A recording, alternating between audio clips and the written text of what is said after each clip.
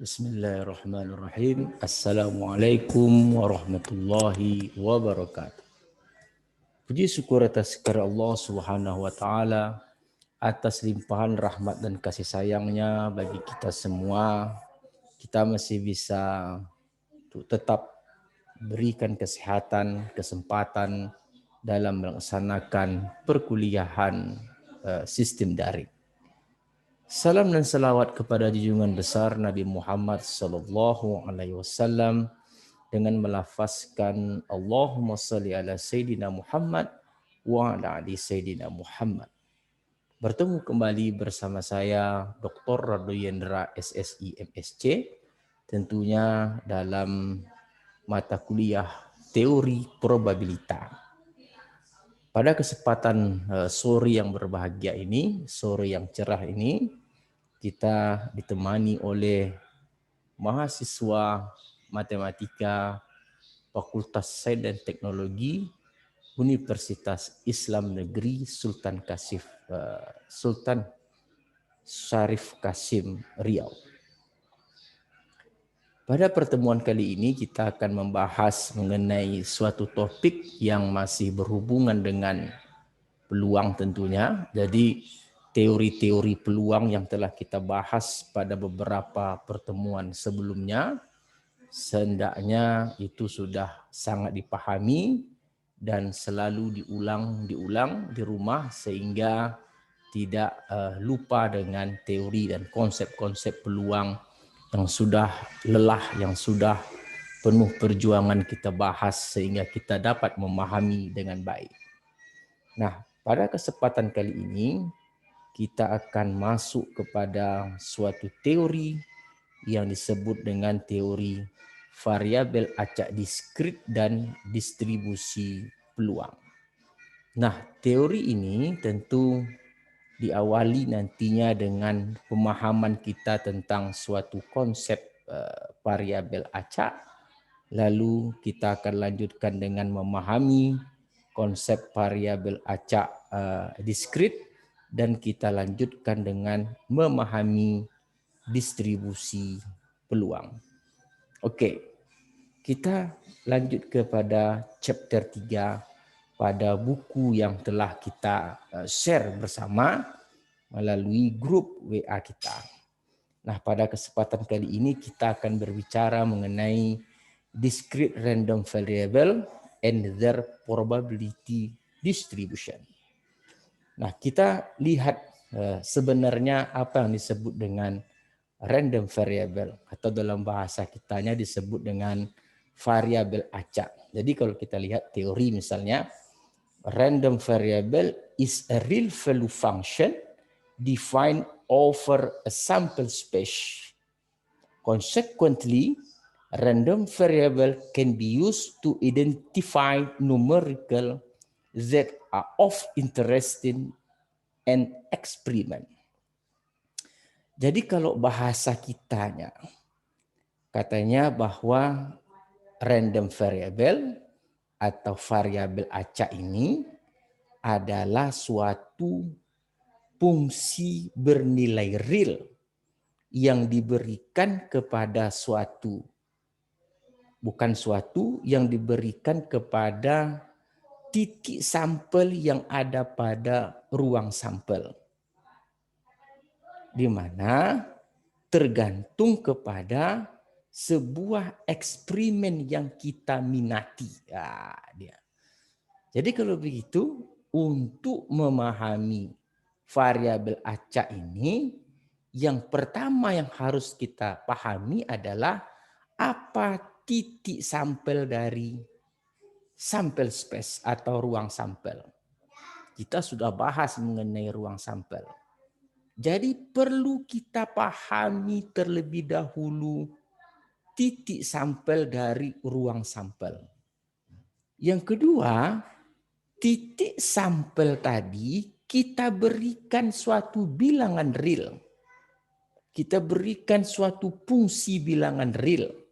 Jadi kalau fungsi bernilai real itu bisa bilangan positif, bisa bilangan negatif, dan seterusnya tergantung kepada interest in eksperimen, tergantung kepada eksperimen yang kita minati.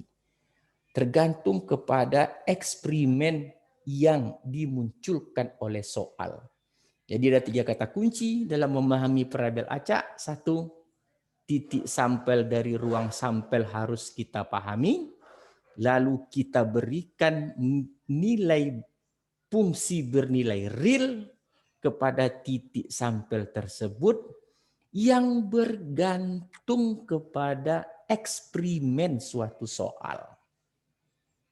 Jadi kalau contoh misalnya dilantunkan 2 butir dadu.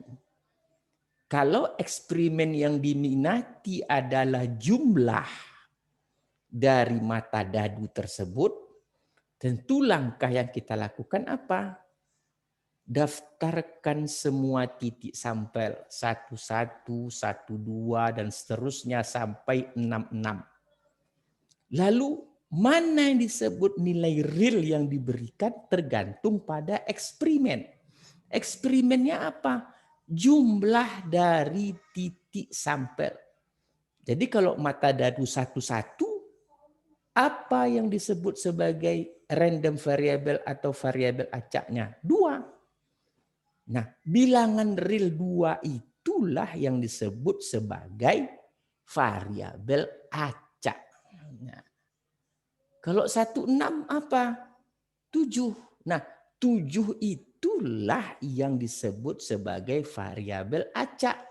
Nilai real yang diberikan kepada titik sampel yang tergantung kepada suatu eksperimen yang diminati atau eksperimen yang dimunculkan oleh soal. Jadi sekali lagi kunci sukses memahami random variable atau variabel acak ada 3 kata kunci.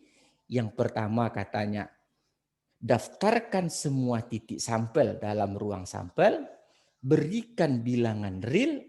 Bilangan real ini tergantung kepada eksperimen. Jadi nanti dalam soal harus ada eksperimen, harus ada titik sampel, dan ada bilangan real yang diberikan kepadanya. Kita sudah contohkan tadi, kalau kita melantunkan 2 dadu, kalau eksperimen yang diinginkan adalah jumlah mata dadu, maka yang disebut dengan random variable atau variabel acak adalah bilangan real yang diberikan kepada setiap titik sampel akibat dari penjumlahan 2 dadu tersebut. Ingat, karena eksperimen yang diminati adalah penjumlahan 2 dadu. Jadi kalau titik sampel 11, berapa variabel acaknya? 2. Kalau titik sampelnya 25, berapa random variabelnya atau variabel acaknya adalah 7. Oke. Nah, secara notasi katanya bahwa itu biasa digunakan huruf besar Y untuk menotasikan variabel acak. Dan huruf kecil Y yang menunjukkan nilai tertentu dari variabel yang diasumsikan tersebut. Jadi variabel acak itu katanya dinotasikan dengan huruf besar Y dan nilainya tadi itu dinotasikan dengan Y kecil. Y besar untuk notasi variabel acak, Y kecil untuk nilainya. Jadi semakin kita pahami, maka semakin bagus pemahaman kita terhadap suatu variabel acak. Jadi sekali lagi kita sampaikan bahwa memahami variabel acak sama artinya kita memahami suatu titik sampel pada sampel space. Titik sampel pada ruang sampel. Bukan titik sampel pada peristiwa, tapi titik sampel pada sampel space. Nah, lalu kita lihat suatu variabel acak Y dikatakan diskrit. Jadi nanti kita ada 2, nanti kita ada diskrit, ada continue. Random variable Y is said to be discrete if it can assume only finite or countably infinite number of distinct value. Jadi variabel acak diskrit itu katanya yang pertama itu dia terbatas, finite. Yang kedua dia tidak terbatas tapi dapat dihitung, countably infinite. Tidak terbatas dapat dihitung. Seperti apa? Contoh, the number of bacteria, jumlah bakteri di dalam unit area. Mungkin di dalam sepotong roti basi mungkin ada kelompok-kelompok bakteri. Bakteri itu banyak, tak terlihat, infinite, tetapi dapat dihitung dengan menggunakan kaca pembesar. Apalagi contoh yang nyata yang disebut dengan countably infinite. Dia tak terbatas tapi dapat dihitung. Contoh rambut, segenggam rambut. Pekerjaan gila mungkin menghitung rambut, tetapi kalau mau dihitung bisa. Karena satu helai rambutnya ada. Pasir juga, segenggam pasir bisa dikatakan countably infinite. Dia tak terbatas, tapi kalau mau hitung boleh aja. Jadi itu disebut sebagai countably infinite. Yang kedua, finite, terbatas, jelas. Misalnya, number of defective television set in shipment 100 set. Jumlah televisi yang cacat dalam pengiriman 100 set televisi. Jadi kalau begitu, jelas sekali ciri-ciri dari diskrit ini pada dasarnya bahasa mudahnya dampak oleh mata. Oke, contoh misalnya rambut bisa dilihat, kalau televisi bisa dilihat. Oke, satu buah pensil itu termasuk diskrit. Kalau continue tentu kebalikannya. Continue tidak nampak. Contoh waktu. Siapa yang tahu bentuk 1 menit? Tidak ada. Berat kilogram. Siapa yang tahu 1 kilogram seperti apa? Tidak tahu. Waktu juga tak terbatas. Makanya dalam menggunakan continue nanti orang tak pernah mengatakan peluang waktu tempuh waktu yang digunakan untuk ke Bangkinang, orang tidak berani mengatakan tepat 60 menit. Tak bisa tepat. Mungkin di antara 50 sampai 60. Atau lebih dari 60 menit itu ciri-ciri continue. Tetapi kalau diskrit orang masih bisa mengatakan peluang tepat 5 yang cacat. Berani orang mengatakan tepat 5. Karena memang objeknya ada. Besar 5 pun boleh, di antara 5 dan 10. Peluang ditemukannya televisi cacat di antara 3 dan 9 boleh saja. Oke, jadi kita bahas dulu diskrit. Yang pertama dikatakan variabel acak dikatakan diskrit itu ada 2, infinite dan countably infinite. Oke, kita lanjut. Maka dikatakan the probability that y takes on the value py equal to y is defined as the sum of probability of sum of all sample point in S that they are assigned the value y. We will sometimes denote probability y equal y by py. Artinya apa? Bahwa untuk menentukan peluang suatu variabel acak itu diperlukan suatu notasi peluang Y sama dengan Y. Ingat, Y ini variabel acak dan Y besar merupakan variabel acak. Y kecil merupakan bilangan tertentu. Oke, jadi berapa peluang Y sama dengan Y adalah jumlah dari seluruh peluang yang menggunakan suatu nilai Y kecil. Maksudnya apa? Nanti kita akan lihat bahwa variabel acak itu untuk titik sampel itu bisa ada yang serupa. Contoh misalnya tadi melantunkan 2 titik dadu misalnya. Jadi kalau variabel acak Y-nya itu merupakan jumlah 2 dadu, maka titik sampel 13 dan titik sampel 22 itu sama. Nilai Y kecilnya itu sama-sama 4. Variabel acak Y titik 13, 4. Dan variabel acak Y titik 22 juga 4. Maka yang dikatakan peluang Y sama dengan 4 tadi adalah jumlah dari seluruh dari peluang yang menghasilkan variabel acak yang sama tadi. Jadi kalau yang sama jumlahkan. Itu yang dimaksud dengan teori dari bahwa peluang Y sama dengan Y itu, ingat Y sama dengan Y tergantung kepada suatu eksperimen, Y ini notasinya, sedangkan Y kecil ini nilainya, didefinisikan sebagai jumlah of probability of all sample point in S that are assigned the value Y.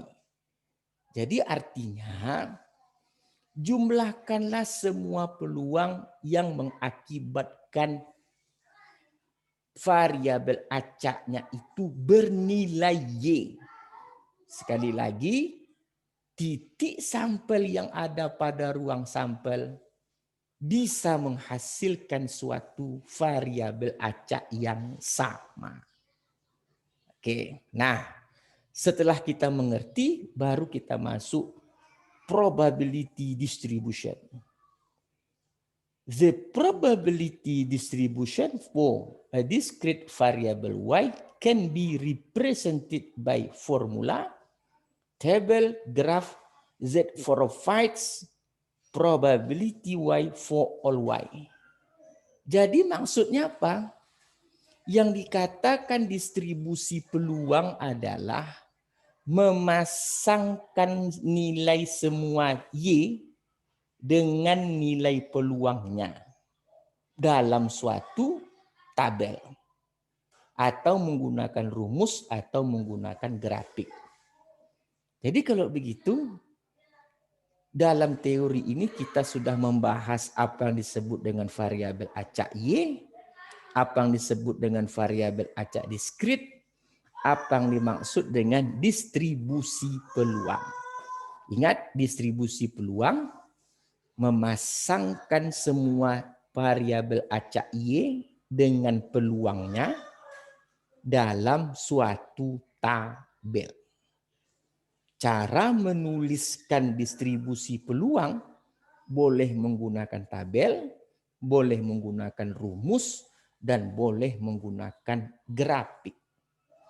Probability distribution for discrete variable Y can be represented by a formula, table, or graph that provides probability Y for all Y.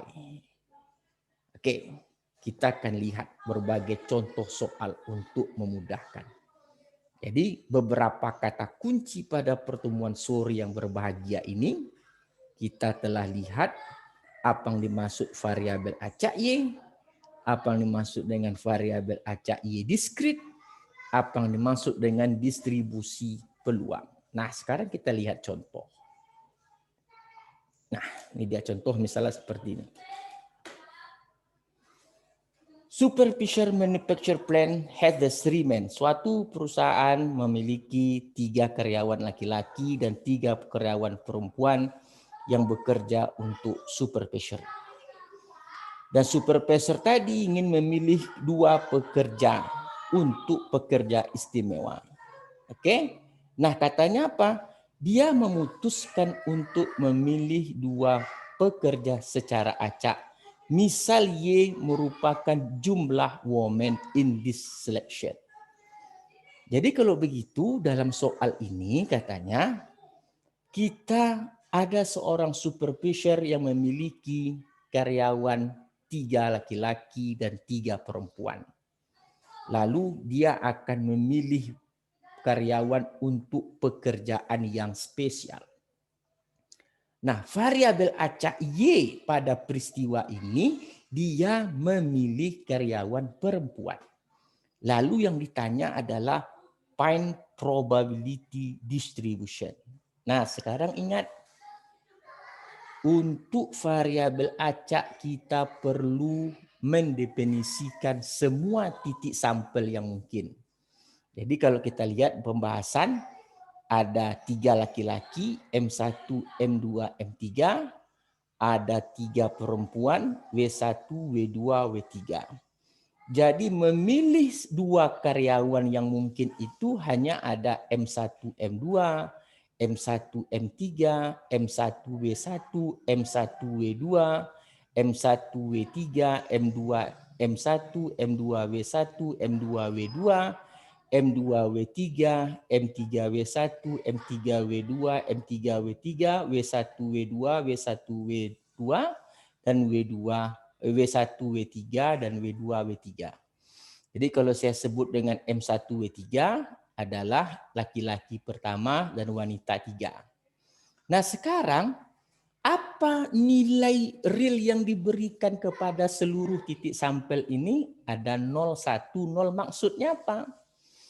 0 itu muncul karena apa? Peristiwa yang diinginkan adalah memilih number of women. Jadi karena M1, M2 ini seluruhnya laki-laki, laki-laki 1, laki-laki 2, maka bilangan real atau variabel acaknya menjadi 0.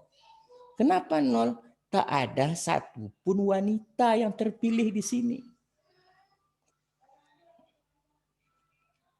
M1, M3, laki-laki 1, laki-laki 3, men 1, men 3 juga 0. Kenapa 0? Karena tak ada wanita.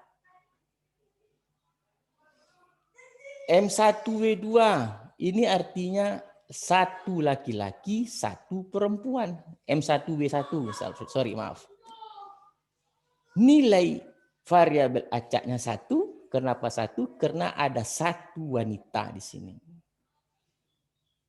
Dan seterusnya untuk W1, W2 adalah 2. Kenapa 2? Karena kedua-duanya adalah wanita. Nah itu yang disebut sebagai variabel acak.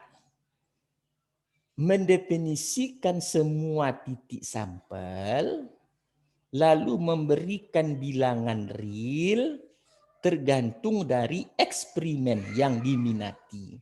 Kebetulan yang diminati adalah let y denotes the number of women in this selection.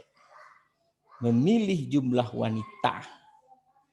Jadi kenapa di sini 1, men 2, woman 2. Ada 1 woman, berarti dia 1.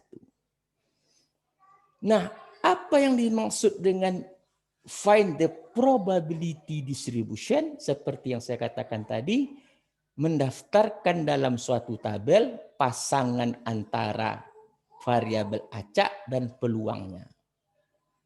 Variabel acak itu adalah seluruh nilai variabel acak yang muncul tadi dalam titik sampel yang sama cukup dibuat 1. Hanya ada 0, 1, 2.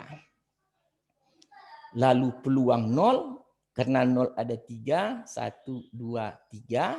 Dan seluruh titik sampel, ingat konsep peluang adalah peristiwa dibagi ruang sampel. Itu pegang sampai mati, jangan lupa. Titik sampelnya ada 15, peristiwanya ada 3, berarti 3/15. 1 itu ada 1, 2, 3, 4, 5, 6, 7, 8, 9. Berarti 9/15. Dan 2, 3/15. Nah itu cara menulis distribusi peluang atau probability distribusi dengan menggunakan tabel. Lalu dengan menggunakan formula bagaimana? Ingat formula bahwa peluang itu adalah peristiwa dibagi ruang sampel. Ruang sampelnya apa? Ada 6 karyawan dipilih 2. Memilih 2 karyawan dari 6 kombinasi 62. Makanya ruang sampelnya kombinasi 62. Peristiwanya apa? Memilih 2 orang perempuan dari 3 dan sisanya memilih 2 kurang Y dari laki-laki. Ingat ada N1 peristiwa, diikuti N2 peristiwa. Kenapa pakai laki-laki 2 kurang Y? Ya karena kita kan jumlah yang diinginkan itu kan memilih perempuan. Maka laki-laki itu tentu setelah perempuan terpilih. Kalau perempuan tadi memilih 2 dari 3, laki-laki tentu sisanya 2 kurang Y dari 3. Oke, itu untuk cara menulis suatu distribusi peluang. Boleh menggunakan tabel, boleh menggunakan formula. Oke. Cukup mudah. Jadi kata kuncinya, tulis titik sampel, berikan bilangan real, lalu tulis peluang ke dalam suatu tabel. Merupakan suatu teori yang sangat mudah. Jadi kalau kita ingat kembali, konsep peluang yang diberikan sebelumnya jangan sampai lupa. Kalau lupa jadi masalah. Kita udah penat bicara peluang, dilupakan sayang sekali. Nah sekarang permasalahannya, kapan distribusi peluang itu benar? Angka-angka dalam tabel itu kapan dia benar? Apakah semuanya benar? Tidak. Tergantung kepada suatu syarat. Yang pertama syaratnya apa? Nilai PY tadi atau nilai peluang untuk setiap variabel acak terletak antara 0 dan 1. Dan jumlah seluruh peluangnya harus 1. Jadi jumlah PY, jumlah semua peluang tadi harus 1 baru dia dikatakan benar sebagai suatu distribusi peluang. Kalau dia tidak benar, tidak 1 berarti salah. Contoh sebelumnya kan jelas 1. 3/15 untuk PY sama dengan 0. 9/15 untuk PY sama dengan 1 dan 3/15 untuk PY sama dengan 2. Jadi kalau contoh sebelumnya PY-nya 3/15 tambah 9/15 tambah 3/15 adalah 15/15 bernilai 1. Kalau itu sudah terpenuhi berarti ada kebenaran dalam distribusi peluang yang Anda buat. Kita lihat contoh yang kedua misalnya. Kamu dan teman kamu bermain. Oke, bermain dengan setiap orangnya melantunkan koin. Katanya begini. Jika yang muncul itu adalah muka untuk on the coins both tail katanya upper face jika muncul tail ekor, makanya upper face itu jika di atasnya muka dari koin tersebut kedua-duanya ekor, maka menang $1. Jika di permukaan itu kedua-duanya kepala atau muka, menang $2. Jika coins do not match, artinya tidak seimbang, artinya tidak match, tidak matching. Artinya satunya muka dan satunya ekor, maka Anda kalah $1. Give the probability distribution for the winnings Y. Jadi dalam soal ini yang menjadi eksperimen yang diminati adalah kemenangan. Jadi nilai dolarnya tadi. Jadi bagaimana caranya? Tulis semua titik sampel. Titik sampelnya apa? Melantunkan 2 koin. Karena you bermain 2 orang. 1 koin you, 1 koin teman you. Berarti 2 koin di situ. Nah titik sampel 2 koin tentu hanya ada muka-muka, muka belakang, belakang muka, dan belakang-belakang. Katanya kalau kedua-duanya muka, you menang $2. Kalau salah satunya you kalah $1. Kalau kedua-duanya ekor menang $1. Bagaimana cara membuat distribusi peluang? Ingat, memasangkan nilai variabel acak Y dengan peluangnya. Ingat, peluang satu dari titik sampel ini 1/4. Kenapa 1/4? Ruang sampelnya ada 4, peristiwanya setiap satunya tentu 1/4. Jadi notasikan variabel acak Y dengan bilangan 2, 1, min 1. Nilai dari setiap kemenangan ini ditulis 1 kali. Berapa peluang 2? Yang bernilai 2 hanya ada 1, 1/4. 1 ada 2, 1 ada 1, 1/4. 1. Minus 1 ada 2, berarti dia 2/4. Nah, ini yang disebut sebagai distribusi peluang. Disebut dengan distribusi peluang atau probability distribution. Apakah ini benar? Ya, benar. Dari mana kita tahu benar? Jumlah seluruh PY-nya adalah 1. Oke. Semakin menarik. Jadi sekali lagi kita sampaikan, pastikan titik sampelnya, lalu pastikan saudara paham dengan peristiwa atau eksperimen yang diminati, lalu tulis nilai bilangan real tergantung dari peristiwa yang diminati, lalu pasangkan antara variabel acak Y dengan nilai peluangnya. Oke, kita lanjutkan. Nah, ini juga contoh yang ada dalam buku. Ini latihan dalam buku. Latihan dalam buku yang kita berikan. Diberikan tes kepada anak-anak kecil. Tes ini adalah artinya memasangkan gambar hewan dengan nama hewan. The word identifying the animal.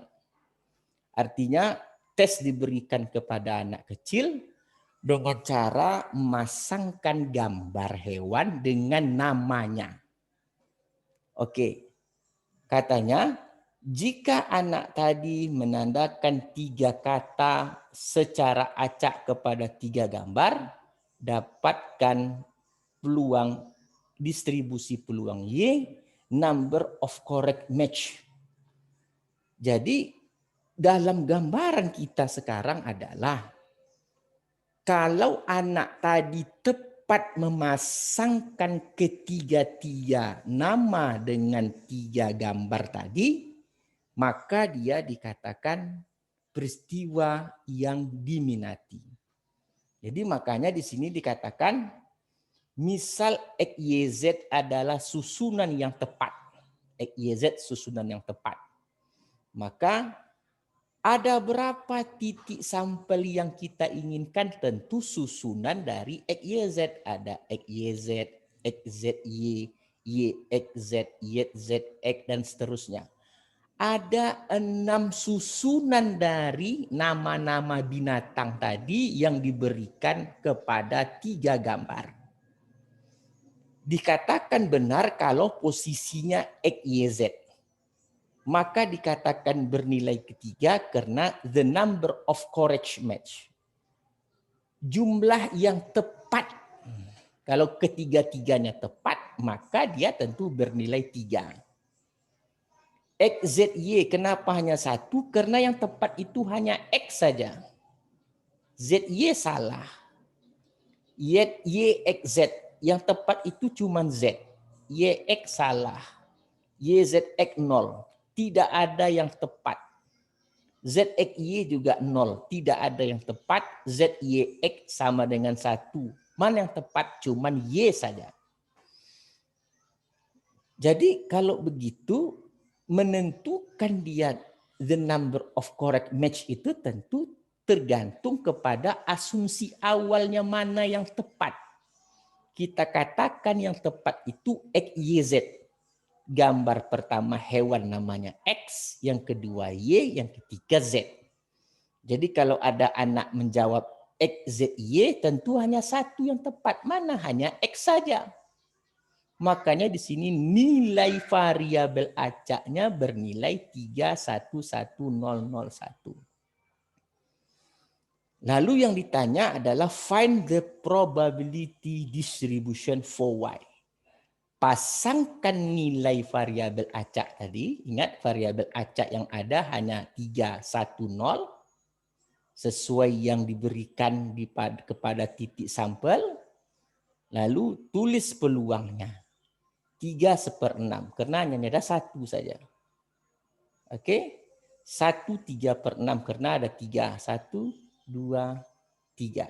0 ada 2. 0 dan 0. 2/6. Jumlah seluruhnya adalah 6/6. Berarti tepat yang kita buat bahwa jumlah seluruh dari peluang tadi adalah 1.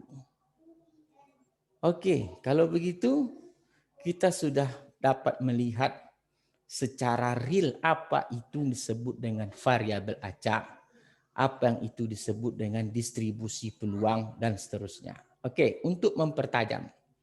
Nah, ini untuk bertajam kasus. Katanya gini, 5 ball numbers 1, 2, 3 until 5 are placed in a urn. 2 balls are randomly selected from the 5 and the number not. Find the probability distribution for the following, the largest of 2 sample numbers. Nah, B, the sum of 2 sample numbers. Dari cerita soal ini katanya ada 5 bola yang kita berikan nomor 1 sampai 5. Diletakkan di dalam suatu mangkuk. Lalu 2 bola diambil dari 5 bola tadi dan dicatat nomornya. Dapatkan distribusi peluangnya jika untuk yang A itu the largest. Peristiwa yang diminatinya itu, eksperimen interestednya itu adalah the largest of 2 sample numbers.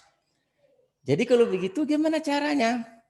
Tulis semua kemungkinan bola yang diambil. Yang mungkin itu kan cuma 1, 2, 1, 3, 1, 4, 1, 5, 2, 3, 2, 4, 2, 5, 3, 4, 3, 5, 4, 5. Itu aja yang mungkin, tidak ada lagi yang lain. Lalu berikan nilai kepada semua titik sampel. Nilainya apa? The largest of 2 sampel. 1, 2, the largestnya 2. 1, 3, the largestnya 3. 1, 4, the largestnya 4. 1, 5, the largest 5. Dan seterusnya. Lalu yang disebut dengan distribusi peluang adalah memasangkan nilai variabel acak dengan nilai peluangnya. Berarti nilai Y-nya yang ada hanya 2, 3, 4, 5, dan seterusnya. Jadi yang sama cukup dibuat sekali. Jadi nilai peluangnya 1/10. Kenapa 2/10? Karena ada 1 aja 2. 3 ada 2/10. 3 itu ada 2. Ini 1, ini 1. 4 itu ada 3. Ini 1, ini 1, dan ini 1. Dan seterusnya. Kapan dikatakan benar jumlah seluruh peluangnya adalah 1? 1/10 tambah 2/10 tambah 3/10 tambah 4/10 adalah 1. Yang kedua adalah peristiwa yang diminati adalah the sum of 2 sample numbers. Jumlah dari sampel numbers. Kalau jumlah makanya yang ada 3, 4, 5, 6. 3 dari mana? 1 tambah 2, 3.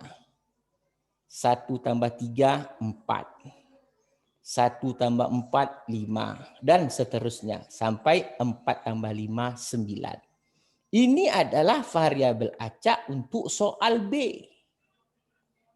Oke. Lalu mana dikatakan distribusi peluang? Pasangkan nilai variabel acak dan nilai peluangnya. Yang sama cukup buat sekali. Kapan dikatakan benar? Kalau jumlah semua peluangnya ini adalah 1. Wah, mantap. Oke, mantap bro. Luar biasa keterangan kita hari ini bro. Kita lanjut bro.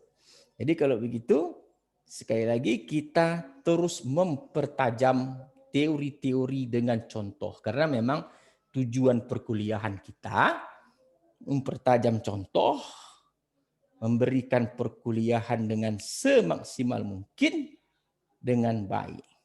Expected value. Nah, expected value mudah. Ingat, kalau dikatakan expected value itu identik dengan nilai rata-rata. Nilai ekspektasi, nilai harapan, nilai rata-rata, itu dikatakan expected value. Jadi kalau nilai rata-rata dari variabel acak, rumus notasinya ekspektasi Y, caranya sigma Y kali PY. Jadi caranya kalikan nilai variabel acak Y dengan PY-nya lalu jumlahkan. Itu mudah jadi caranya. Jadi kalau contoh-contoh soal yang tadi setelah you buat ke dalam tabel, hanya tinggal kalikan saja per baris Y kali PY tambah Y kali PY tambah seterusnya. Oke, ingat ekspektasi Y tidak wajib jumlahnya 1.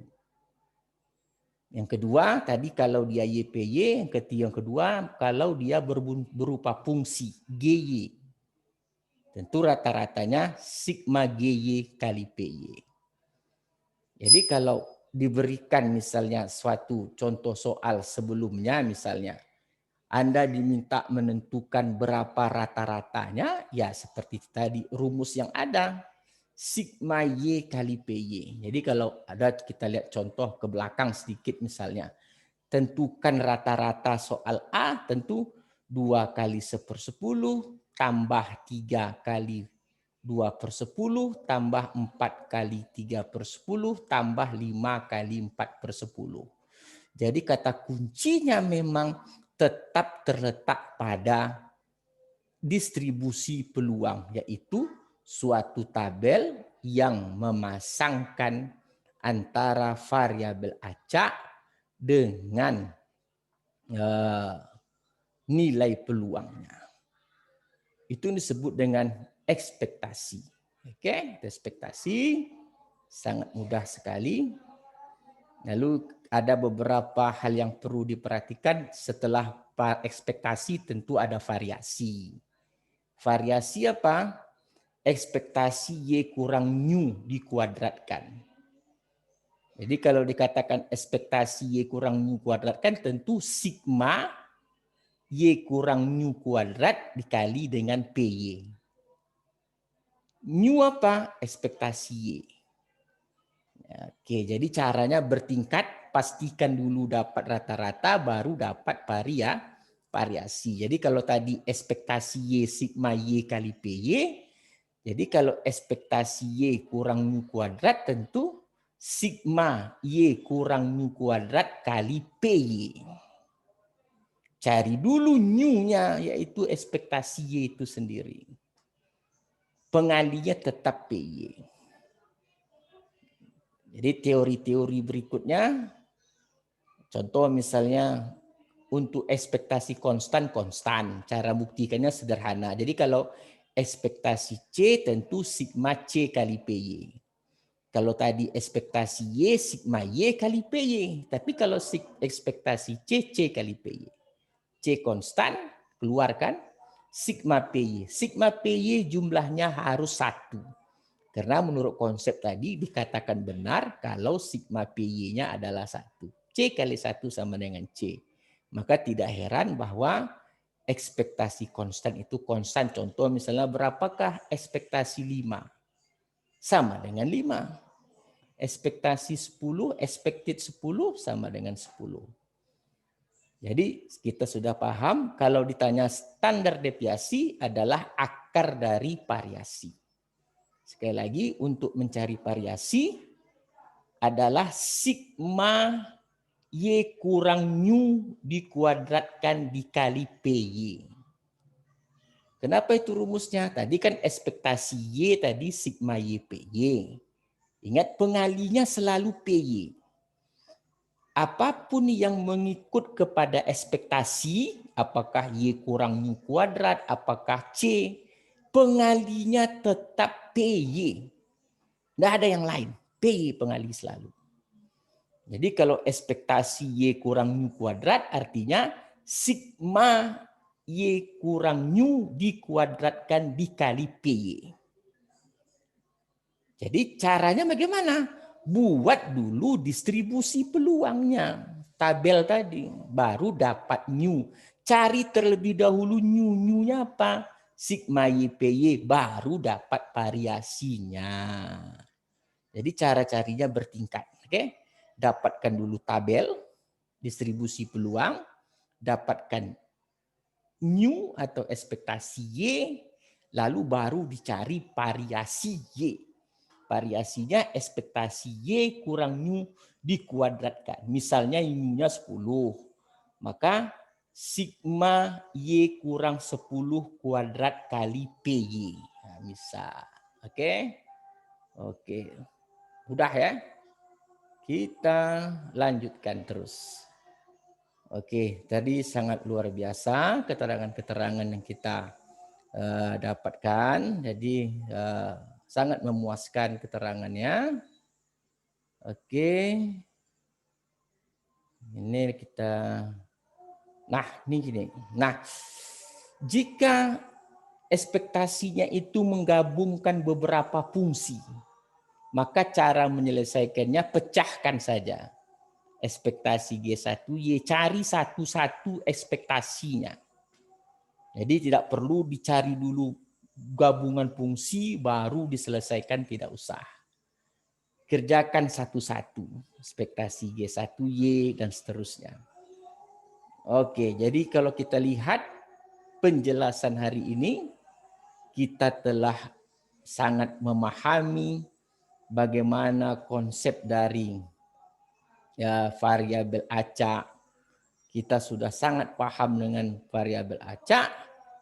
Oke, lalu kita juga sudah memahami bagaimana cara mengungkapkan distribusi peluang dan sangat mudah sekali untuk dipahami. Oke, kita akan lanjutkan lagi teori-teori perkuliahan kita tentang variabel random acak ini untuk pertemuan-pertemuan yang berikutnya. Kita stop dulu hari ini karena di masjid sudah azan maghrib. Kita akan lanjutkan pada pertemuan-pertemuan berikutnya.